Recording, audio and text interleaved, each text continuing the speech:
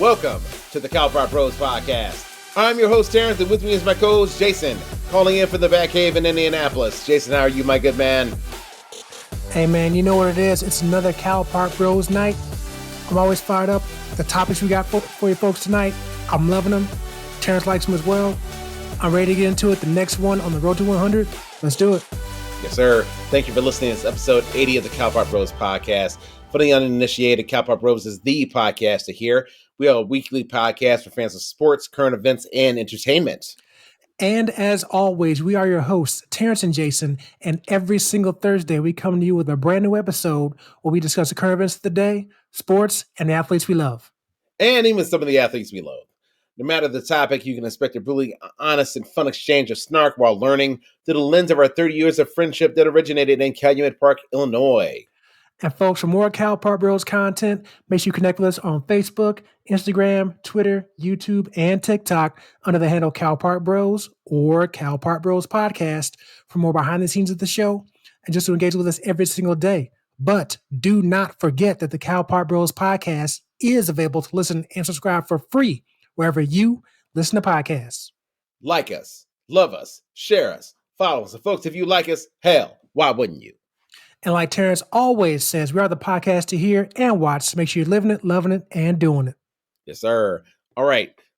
Kicking off the show, Jason, at one point I did say we may have some baseball fatigue, but we may also have some Kanye West fatigue. And my God, I did warn Mr. West that there would be a strong rebuke for that anti-Semitism. And oh boy, did it come in spades, dog. Adidas announced quickly today that it was severing ties with Kanye West. This is straight from NPR, actually. That because of the anti-Semitic comments it made with that the German sportswear company was basically cutting ties. And so all those Yeezy designs, it's a done deal. Now, you say it's a done deal. It's a done deal for Kanye? Like, can he come back from this? I mean, I know we talked about Kanye a couple of weeks ago, and we I at least kind of hinted towards this in a different aspect, but can he come back from this? We're going to go more into that as well. But is that what you mean? You think Kanye's done? Kanye's not done per se. What it means is that basically for every rap where Kanye tried to say that Adidas or a Nike wouldn't be shit without him, without Kanye West. Well, now Kanye West gets to prove it. Because all those wonderful designs, well, those kind of get to stay with those brands. You know, none of that shit is gonna leave with Mr. West. Okay? For now, I'm sure there'll be court battles over that. I'm sure. Which, if you're Kanye West, I would too, because both parties are going to be losing money over this. Him and Adidas. By Adidas saying goodbye to him, knowing they're going to lose money, they feel like it was worth it to do so. Because they can always recoup that money back because they're Adidas. Adidas has been around long before Kanye. They'll be around long after. Matter of fact, this may actually help their business in a way. They're going to lose money, but they may help their business. There have been calls to boycott Adidas by certain people because they hadn't made any type of decision or statement at all about them. So I'm sure that was probably their period of thinking about, hey, what should we do about this? I'm sure that they had to meet about this for sure. They weren't going to drop them on a whim. So they probably met on it. All departments involved. And they said, you know what? We're good. We'll figure out a way. We'll take a loss right now, which according to Yahoo Finance, some other articles, overall could cost the company over $1 billion. So not a cheap loss, we'll say, but again, because they're Adidas, they can recoup that. Kanye himself supposedly may lose $250 million or more. Can he recover from that? Because apparently he's going to lose his billionaire status, which I didn't know he had over this as well. So there is that. Now he's not going to be broke yet, but it's a big loss. So we shall see. Your thoughts, sir? Listen. What I envision happening is just as that whole rigmarole with where he tried to get people to buy that $200+ like media player for songs. I'm envisioning it'll be some sort of gimmick for shoes, or some other type of ploy. But at the end of the day, you still got to get in stores. And if you're out here breaking bad with The Gap or Balenciaga, or it hasn't exactly been a stellar week, month, or year for Kanye West. Okay? It doesn't help the brand if you ended up in less stores overall. They're gonna sell off whatever they had, right? That's what they agreed to do. Those are my thoughts, Jason. And that's from my vantage point. That's sunk cost. I mean, that's right up there with burning jerseys for the player that already decided he was going to leave. Like, that guy's gone. Who gives a shit? So I definitely agree with you, and I'm glad you brought up the fact that the Gap is also cutting ties with him as well when it comes to his Yeezys and stuff like that.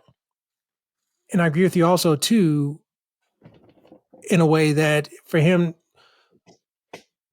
getting in stores or any type of venue that's going to sell his products will be definitely difficult right now. Now, sometimes time has a way of healing all wounds. In some cases, for celebrities, people forget potentially, but typically that happens whenever apologies happen. Let me rephrase: sincere apologies happen. Now, I don't know how, when, and where Kanye can make any sort of apology, even if he's sincere from the heart. I don't know how he's going to be able to convey that to anybody, be it now or 5 years from now, when it comes to him trying to remake his own brand beyond music. So I was thinking in my head right now, okay, how could he do this if he wanted to, be it now or later? Unless he created like his own website to sell his stuff. Okay, that might work if it's your store, essentially, online store, maybe. But then I'm also trying to envision, again, beyond music, trying to envision his, like, who's going to buy his stuff. And I'm not going to generalize the entire class of people I'm about to name, but he's already put himself a lot on the outs with Black people. He's now put himself on the outs with a lot of Jewish people. And obviously, I know those aren't the only segments of the community, but at the same time, those are probably a lot of your fans there. So I'm just kind of wondering, who is this target going to be when it comes to who's going to be buying that stuff? Because again, like, you're looking at like people like you like Kanye for his music. I don't know you to be somebody who was buying all into Kanye where he's just buying anything he puts out. You're definitely not now. I'm guessing. I could be wrong. Whenever you want to jump back in, let me know if I'm wrong. But you may still support his music, but you're probably not going to be supporting all the other crap because you never were before. So now, obviously, we'll never know. I mean, I don't know what kind of pricing they're going to put on all the stuff that they have to sell that they have left. But I cannot envision either now or in the future who's going to be buying all this stuff based on all the stuff he's doing right now. Because again, he can apologize all he wants to, but perception may not be believable. Will Smith apologized, people still don't believe him. So those different scenarios, I get that, but just saying. So I'm not musically, he's not going to be done. I mean, obviously we'll see who still buys that, but I'd imagine when people like you, and I'm not judging you, putting you down for it, but I'd imagine when people like you is willing to buy and support his music, there are people willing to just sit back and still buy his stuff, like anything beyond music. Again, it could be wrong, folks. Let us know in the comments, your thoughts on when it comes to sporting. Are you going to, buying his Yeezys no matter what, whether they be sold at Gap, Adidas, what have you, if it's still made available to you somehow. So, Terrence, jump back in here. Jason, here's my last bit on this. I don't think an apology is ever coming. Exactly. I think this is his hill to die on. I think he, for whatever reason, has decided this is how he feels.